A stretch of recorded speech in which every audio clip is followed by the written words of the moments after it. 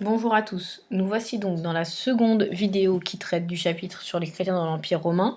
Donc dans la première vidéo, nous avons vu la naissance de la chrétienté, notamment avec la figure de Jésus-Christ.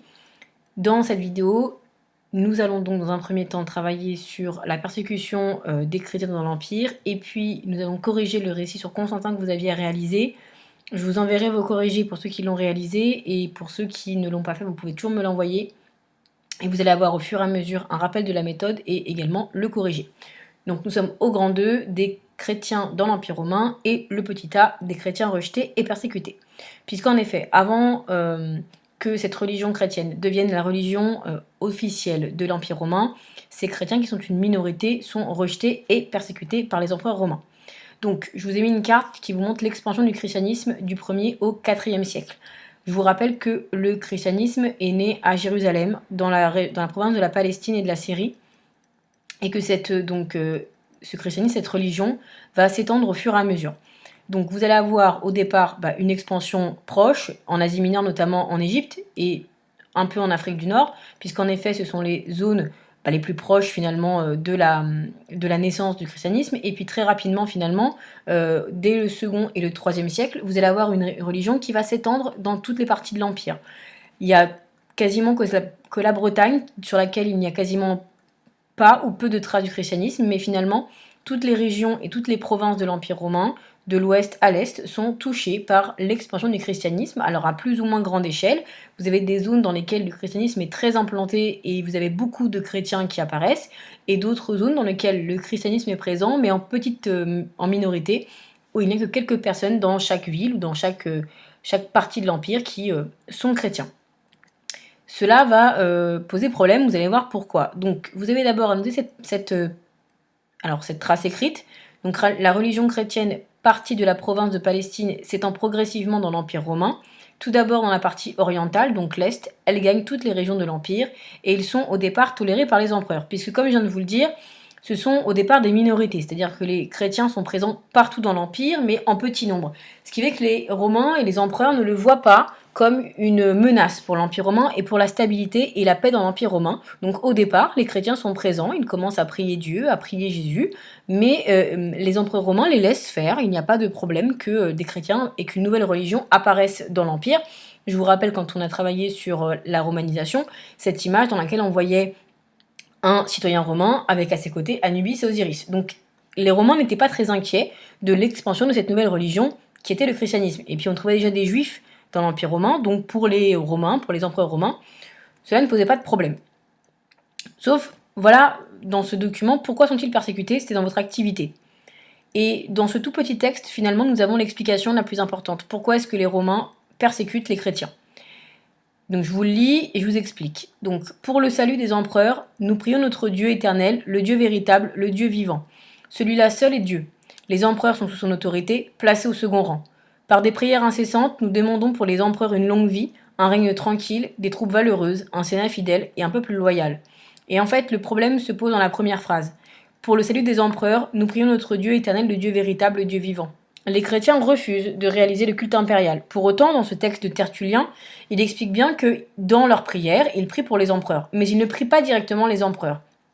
Les chrétiens refusent le culte impérial, puisqu'ils refusent de prier les dieux polythéistes, et ils refusent de prier également donc les empereurs.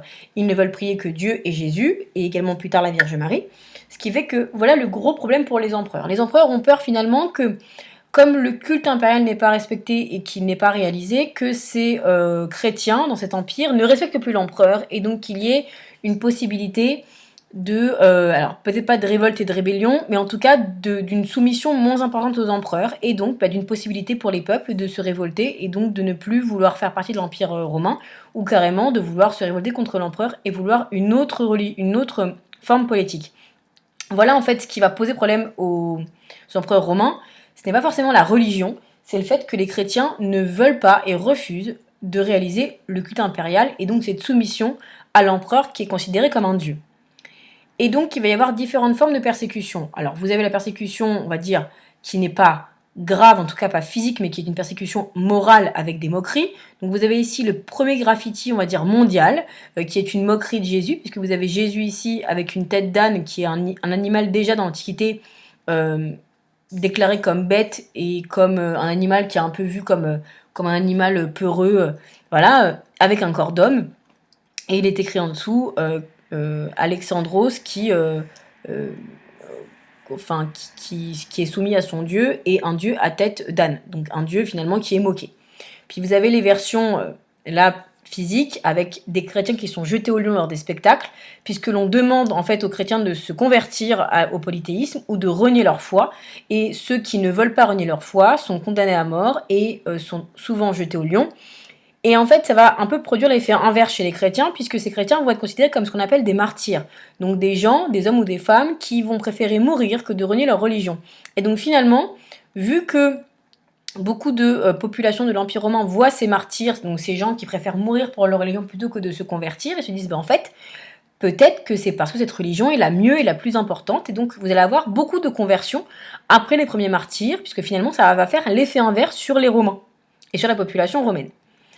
Et donc, vous allez avoir l'apparition des premières catacombes. Donc, les catacombes, ce sont des cimetières souterrains réservés aux chrétiens. Il n'y a que les chrétiens qui ont le droit d'avoir accès aux catacombes. On les connaît, puisqu'ils sont reconnus, ces cimetières, ils ne sont pas cachés. Mais souvent, en fait, pendant les persécutions, les chrétiens vont se cacher dans ces catacombes souterraines. Et donc, là où sont enterrés les martyrs, donc ceux qui ont préféré sacrifier leur vie plutôt que de changer de religion, ces endroits deviennent des lieux de culte et donc on va prier les martyrs lorsqu'on a besoin d'un conseil, d'une aide, et finalement donc ça va encore accentuer ce lien entre les membres de la communauté chrétienne qui vont se sentir différents de la population romaine et qui vont commencer à être de plus en plus nombreux. Donc ici par exemple vous avez une catacombe qui date du 4e siècle après Jésus-Christ, donc c'est la fin de l'Empire romain, donc vous voyez bien que ces catacombes apparaissent très rapidement lors de l'expansion de la religion chrétienne. Donc voilà votre seconde trace écrite. Cependant, cette religion est rejetée par certains empereurs. Les chrétiens refusent de faire des sacrifices aux dieux romains et de participer au culte impérial. Ils sont détestés par les populations païennes et persécutés par certains empereurs comme Néron ou Marc Aurèle.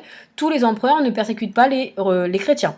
Certains vont être connus pour être des grands persécuteurs parce qu'ils se rendent... Enfin, pour eux, les chrétiens sont des gens qui ont peut-être faire disparaître la paix romaine qui est présente. Alors il n'y a pas que ça, il y a aussi d'autres problèmes qui sont présents et qui ne sont pas du tout la faute des Romains et des chrétiens, mais on va rejeter la faute sur tous les chrétiens.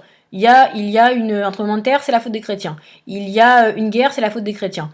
Et finalement, on explique que c'est à cause d'eux qu'il n'y a plus d'union dans l'Empire romain et donc qu'il faut qu'ils disparaissent.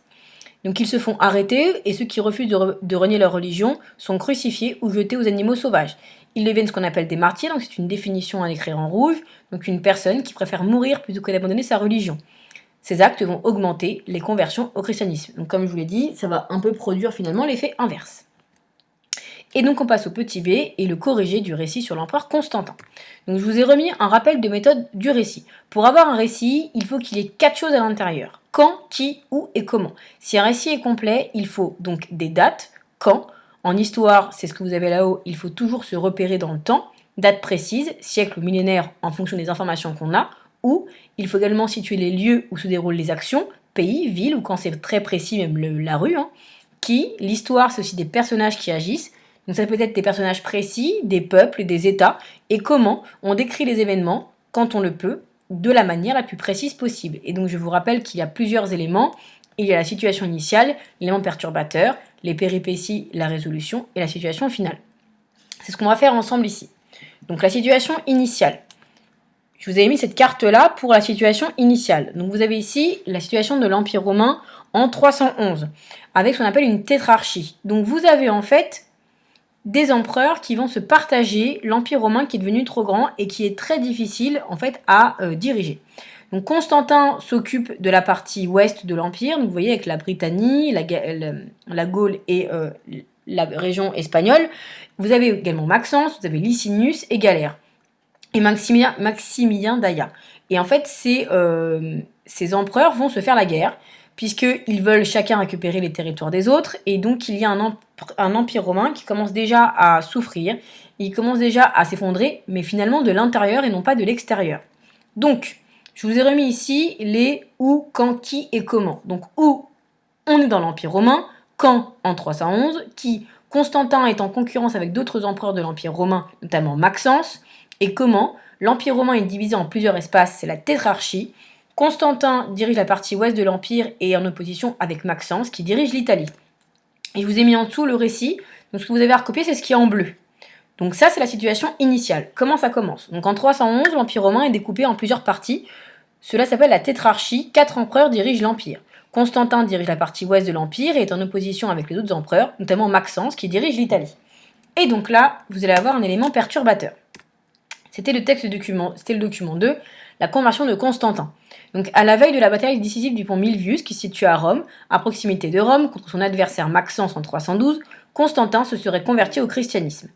Constantin reçoit en rêve l'ordre de marquer sur les boucliers l'emblème de la croix et le nom de Dieu, et d'engager ensuite le combat. Il obéit et fait former sur chaque bouclier le nom du Christ au moyen de la lettre X placée transversalement et recourbée à sa partie supérieure. Une fois muni de ce signe, soldats prennent les armes et Constantin gagne la bataille de Milvius. Et il tue Maxence. Donc voilà l'élément perturbateur qui va faire que Constantin se convertit au christianisme. Donc c'est où? Dans l'Empire romain, près du pont Milvius à Rome. Quand? En 312. Qui? On trouve Constantin et Maxence. Et comment? Maxence et Constantin s'affrontent lors de la bataille du pont Milvius. La nuit précédant le combat, Constantin fait un rêve lui indiquant qu'il doit se convertir. Il gagne la bataille et décide de se convertir au christianisme. Et donc je vous ai mis le récit en dessous. En 312, Constantin et Maxence s'affrontent sur le pont Milvius à Rome. La nuit précédant le combat, Constantin fait un rêve dans lequel Dieu lui demande de se convertir au christianisme. Après la victoire sur Maxence, Constantin décide de se convertir au christianisme. Donc ça, c'est l'élément perturbateur. Pourquoi est-ce que Constantin se convertit? Et ensuite, vous avez les péripéties et les résolutions. Et ça, c'était les 3 documents que vous aviez ensuite. Donc l'édit de Milan, le document 4 sur la ville de Constantinople et cette fresque, cette mosaïque qui montrait Constantin à droite, donnant la ville de Constantinople à la Vierge Marie. Et dans ces documents, donc on voyait ici l'édit de Milan qui permet à la population romaine d'être chrétienne si elle le souhaite, donc la liberté d'être chrétienne. Constantin qui crée une nouvelle capitale après Rome en 320 et dans laquelle il veut absolument qu'il n'y ait que des monuments chrétiens, donc des églises et des basiliques. Et cette mosaïque qui a été réalisée dans la basilique Sainte-Sophie qui va être faite plus tard et dans laquelle on voit Constantin ici donner la ville de Constantinople à la Vierge Marie et donc au christianisme. Donc vous avez où dans l'Empire romain et notamment à Constantinople, quand en 313, qui l'empereur Constantin et comment. Donc l'empereur Constantin réalise l'édit de Milan en 313 qui donne la liberté à la population romaine d'être chrétienne. De plus, il crée une nouvelle capitale de l'Empire romain en 330, Constantinople, dans laquelle on ne trouve que des édifices chrétiens. Donc péripéties et résolutions. Après sa victoire sur Maxence et sa conversion, Constantin réalise l'édit de Milan en 313. Cet édit permet à la population de l'Empire romain d'être libre de devenir chrétien. De plus, il va sur l'ancienne ville de Byzance construire la ville de Constantinople. Elle devient la seconde capitale de l'Empire après Rome et est inaugurée en 330. Elle est constituée uniquement d'édifices religieux chrétiens, ce qui est extrêmement important. Il n'y a aucun temple du culte impérial ou aucun temple dédié aux dieux polythéistes à Constantinople. Et la situation finalement, donc vous avez où l'Empire romain, quand au IVe siècle, qui Constantin, comment l'empereur Constantin a donc permis aux chrétiens de l'Empire romain d'exercer leur religion après des siècles de persécution. Et je vous ai mis quasiment la même phrase dans le récit. L'empereur Constantin est donc le premier empereur romain qui a permis officiellement aux chrétiens d'exercer leur religion dans l'Empire après des siècles de persécution. Voilà, donc je vous ai fait le corrigé du récit. C'est un peu rapide, mais finalement c'est très simple. Situation initiale, dans un empire où il y a des chrétiens et où il y a également des hommes et des femmes qui exercent la religion polythéiste. Situation et éléments perturbateurs, vous avez Constantin qui se convertit au christianisme après la bataille du pont Milvius face à Maxence. Les péripéties, les résolutions, et ben vous avez désormais donc un empereur qui va à la fois permettre à la population d'exercer la religion chrétienne librement. Il va créer une nouvelle capitale qui est chrétienne et il va également lui-même se convertir et rester chrétien jusqu'à sa mort. Et donc c'est le premier empereur finalement qui va rendre la chrétienté possible dans l'Empire romain. Voilà, donc vous n'hésitez pas si vous avez des questions. Je vous rappelle ce que vous avez à recopier dans votre cahier. Ce sont les parties écrites en bleu, non pas ce qu'il y a au-dessus. Et vous pouvez me poser des questions quand il y a un souci ou si une chose n'est pas claire par mail sur l'ANT. Voilà, je vous remercie de m'avoir écouté.